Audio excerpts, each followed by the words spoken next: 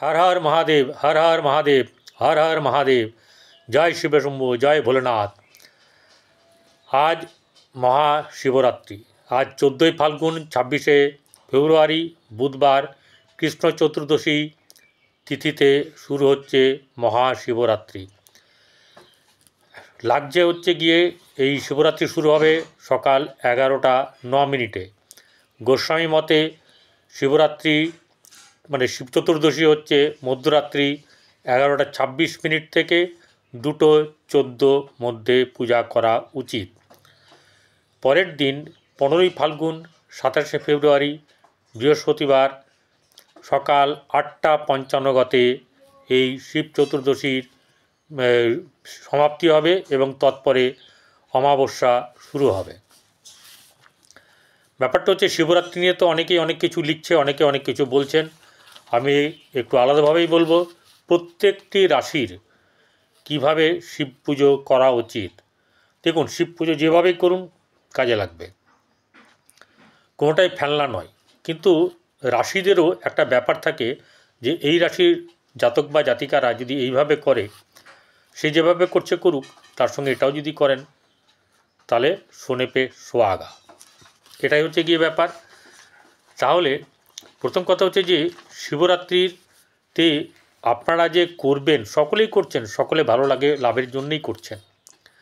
কিন্তু একটা কথা, অনেক মা বোনেরা, পুরুষদের সংখ্যা কম তুলনামূলকভাবে শিবরাত্রি করার, তারা সম্পূর্ণভাবে সহযোগিতা করেন তাদের ঘরের মা বোনদের, স্ত্রীদের।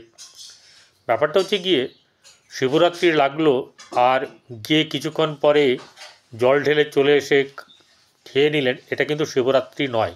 কথাটা শুনুন ভালো করে, শিবরাত্রি পালন করা, এমনি পুজো করা আর পালন করার মধ্যে পার্থক্য আছে।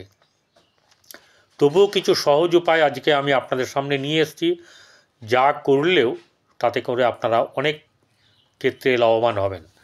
যেমন ধরুন, আপনাদেরকে যে একটা বলছি যে শিবের পুজো কখনো রাতে হয় দেখেছেন? কিন্তু একমাত্র এই শিবরাত্রির দিনেই কিন্তু সারা রাত ধরে শিবের পূজা আরাধনা চলে।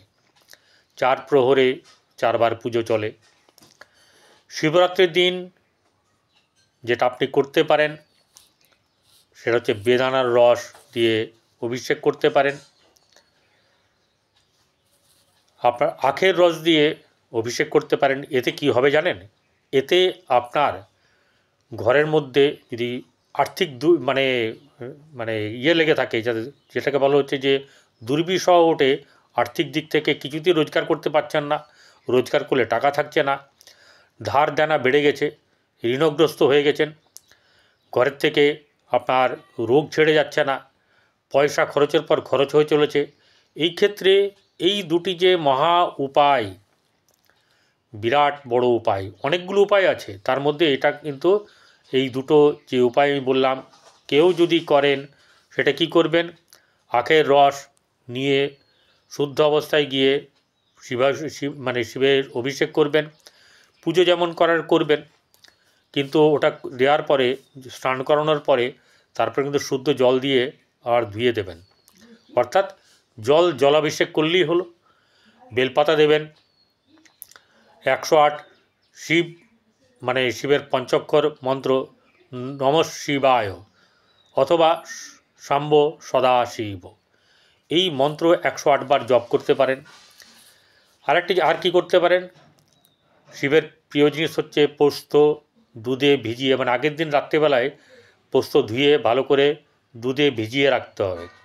পরের দিনকে সকালবেলায় এর সঙ্গে আতর, গঙ্গা জল, গোলাপ জল দিয়ে শিবলিঙ্গে কাছে গিয়ে অভিষেক করতে হবে এবং আপনার মা পার্বতীর জন্যে সাজগোজের জিনিস নিয়ে যাবেন এবং সেখানে গিয়ে দিয়ে আসবেন। একটা কথা বলি, শিবরাত্রি পুজো শুধু শিবকে নিয়ে নয়, মাতা পার্বতী আছেন, মাতা পার্বতীরও পুজো করা উচিত। মাতা পার্বতীর জন্যও কিছু করা উচিত, পুজো দেওয়া উচিত। কারণ এই শিবরাত্রি কিন্তু মাতা পার্বতীকে এবং শিবকে নিয়ে, দুজনকেই নিয়ে। এরপরে যেটা হচ্ছে যে মনস্কামনা পূর্ণর অনেক কিছুর জন্যই করে একটা জিনিস বলবো, ঘরে বসে এটা করতে পারেন। উত্তর দিকে মুখ করে বসে হাতে একটু গঙ্গা জল নিয়ে হাতে রেখে একান্তে বসে নমঃ শিবায় মন্ত্র অন্তত 5 বার বলে তা আপনি চোখ বুজে মহাদেবকে স্মরণ করে বলবেন যে প্রভুর সমস্ত দুঃখ কষ্ট বেদনা সমস্ত কিছু আমার এগুলো নিয়ে নাও, বা এগুলো আমার থেকে একদম চিরবিদায় চলে যাক। এরকম ধরনের প্রার্থনা করে কি করবেন, এই প্রার্থনা করার পরে তারপরে আপনার এই নমঃ শিবায় মন্ত্র 108 বার পাঠ করবেন, ভক্তি ভরে করবেন। এর পরেরটাই কী করবেন, ওই অবস্থাতে ওখান থেকে উঠে দাঁড়াবেন, পা যেন আসনের বাইরে না যায়, পা মেলবেন না, পা যেন আসনের বাইরে না যায়। পূর্ব দিকে মুখ করবেন, করে আবার বসবেন। বসে থেকে শুধু নমঃ শিবায় পঞ্চাক্ষর মন্ত্র জপ করবেন। কবার? 108 বার ভক্তি করে। বহু কাজ হবে, এটা কিন্তু করতে হবে রাত্রিবেলাতে একান্তে, কোনো ডিস্টারবেন্স থাকবে না। আর কি করতে পারেন, যারা ধন সুখ বৈভব ঐশ্বর্য এসব চান তাদের ক্ষেত্রে শঙ্করদেবকে বা আপনার শিবলিঙ্গে দই ও চিনির একসাথে মিশিয়ে স্নান করাতে হবে, তারপরে কিন্তু জলাভিষেক করতে হবে। এর সঙ্গে কী দেবেন, দেশি গোলাপের আতর লাগাতে হবে। বৈভব সুখ কিন্তু এতে বৃদ্ধি পাবে। এবারে দেরি না করে চলে আসবো প্রত্যেকটি রাশির ক্ষেত্রে শিব পুজো বা শিবরাত্রির দিন কি করলে তাদের ভালো হবে। সবচেয়ে প্রথমে আগে বলি, হর হর মহাদেবের সঙ্গে পার্বতী পতয়ে নমঃ বা পার্বতী নাথায় নমঃ, এটা জপ কিন্তু করতে হবে। মা পার্বতীকে কিছু না করলে সম্পূর্ণ হবে না। মেষ রাশির রং কি? লাল চন্দন, লাল পুষ্প। আপনার এই জপ যেটা হবে, নাগেশ্বরায় নমঃ 108 বার এটা করবেন। শিব মন্দিরে গিয়ে করলে সবচেয়ে ভালো, নচেত ঘরে করতে পারেন। বৃষরাশির শিব হচ্ছে, তার তো নন্দী তার সঙ্গেই থাকে। শিব, এই যে বৃষ রং হচ্ছে সাদা, হ্যাঁ, এখানে চামেলি ফুল দিয়ে পুজো করতে পারেন এবং শিবব্রত আপনার শুনতে বা পাঠ করতে পারেন। মিথুন রাশির ধুতরা এবং ভাং দিয়ে পুজো দিন।